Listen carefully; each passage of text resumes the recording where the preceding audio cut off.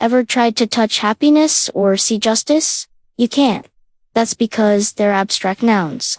These tricky words represent ideas and feelings. Join me as we unravel the mystery of abstract nouns. Abstract nouns refer to ideas, qualities, or concepts the senses cannot perceive directly. Here are some examples.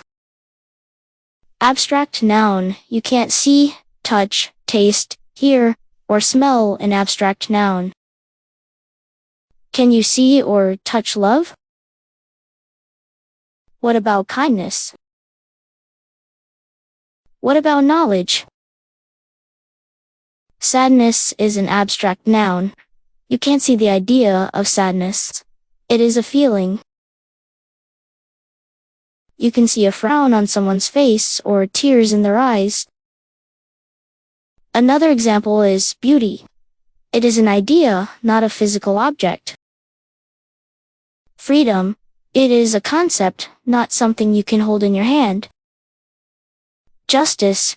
It is a principle, not a person or place. Truth. It is a concept, not a fact that can be proven with evidence alone. Courage. It is a quality, not a skill you can learn overnight. Time. It is a dimension, not something you can see or touch. Peace. It is a condition, not the absence of war alone. Creativity. It is an ability, not a tool or a technique.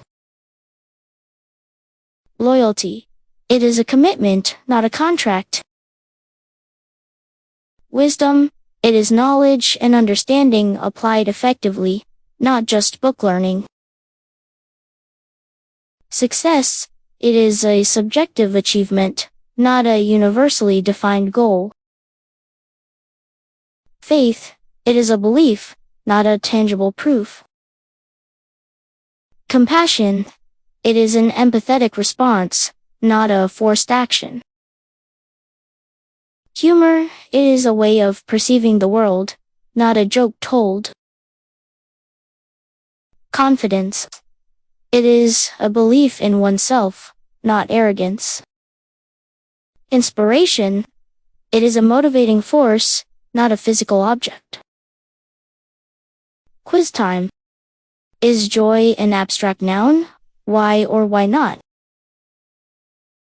Is table an abstract noun? Why or why not? Answer and comment. If you like this video, show your support by hitting that like button and subscribing to join the community.